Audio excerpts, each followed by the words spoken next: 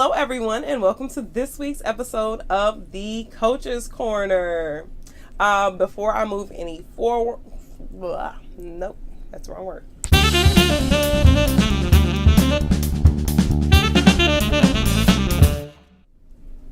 Hello, everyone, and welcome to this week's episode of the Coach's Corner. Now, before I move any further into this week's topic, if you have not already done so, please be sure to like this video and please be sure to subscribe to my channel. If you would like to know more information about this week's topic or about the book that I'm discussing, you can check out my blog at xjonespennies.blogspot.com, and you can also contact me via my website at xjonesconsulting.weebly.com. All right, so we are moving on to this week's topic. So this is part of a series. So I've been talking about the brain and just how the brain functions, and I've been basing everything on a textbook, how the brain works. If you are interested in more information about this particular book, you can check out my blog. I do have a link there if you're interested in purchasing it. It is there. But we talked about last time when exactly is the prime time to teach something so that your students are going to remember everything that it is that you're teaching. So this week we're actually going to shift into something that's related but slightly different. Okay, we're going to talk about the concept of transfer. So how exactly can we really get students to remember information using a memory technique called transfer? Now, first, the definition. What is transfer? So transfer is just when you are taking new information and you are transferring it to older information that you already know to help you remember. That's really all transferring is, and it's something that we do all the time. So in my blog, I actually tell this story. When I was in undergrad, I'm pretty sure I was in an ed psych class, and we were all sitting there, and the professor gave us a list of about 10 to 12 items. He said, okay, don't write anything down, just listen to this list, and then after I'm done, I need you to write as many things you can remember. So he rattles off the list, and I remember maybe two things because I have the worst memory in life. I really do. So I remember maybe two things. And then he goes back and he does this. He says, okay, well, imagine you're at your front door. Okay, you open your front door and the first thing you see is, and he lists an item. And then he continues. He goes, okay, now you're going to go ahead and you're going to put your keys down. We always put your keys down. And when you put your keys down, you see this item. And then he continues on. He continues going throughout the entire house until he's listed another 12 items. Then he goes, okay, I need you to list as many items as you can. And after that, I was able to list at least 7 of those items just because he managed to take something with which I wasn't really familiar and I didn't know where to place it. And he put it right next to something that I was extremely familiar with, which is my house. I know where the front door is. I know where I put my keys. I know where my bedroom is. So I was able to remember random things on this list just using that technique. And I'll tell you the truth, I use that technique a lot when I have to remember random things because it still works. Okay, so now you're probably wondering how am I going to utilize transfer in my classroom? I'm going to give you 3 things that you can do to help you utilize transfer in your classroom. Number 1, take advantage of what your students already know. So this means that you need to be very familiar with your population, get to know your students personally, and then when you're starting to introduce concepts in class, relate those concepts to things that they really know and with which they're really familiar. So it could be something as simple as, relating things to something that happens on the street where the school is, or maybe it's a particular restaurant that all the kids go to in the neighborhood. But make sure you get to know them personally so that you can already have some sort of background information you can utilize when you want to transfer new information. Number two is one of my favorite things. I really love when I get to do this a lot.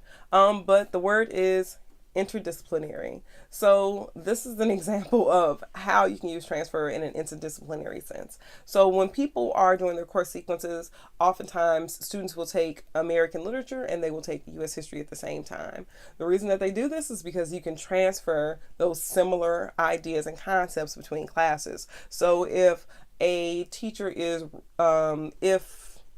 teaching Edgar Allan Poe, for example, the history teacher can play on that information by teaching things that are happening in U.S. history at that particular time that Edgar Allan Poe was alive. So that is a great way to utilize interdisciplinary practices. Say that word 3 times fast, but interdisciplinary practices when you're thinking about transfer.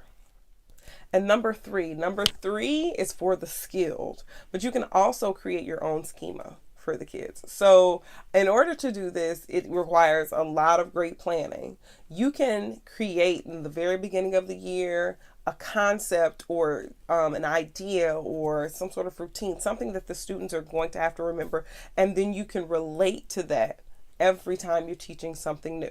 Okay, so an example of this that I would like to use is actually something that I did when I was teaching middle school. We used a program called Step Up to Writing. So the way Step Up to Writing works is you teach paragraphs first. It's all color coded. You teach paragraphs so the kids understand how to, write a topic sentence, and they don't even realize they're writing thesis statements, but they are.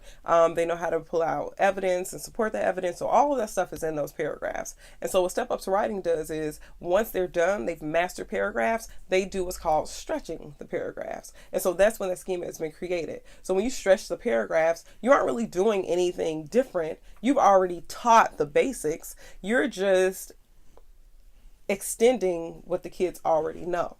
So you can, if you are, like I said, if you're skilled and you're really great with your planning, you can create a baseline for your students at the beginning of the year and constantly refer to that throughout the year. And in doing so, the students are going to remember more of the information because they'll be able to link it to something that you identify in the beginning of the school year.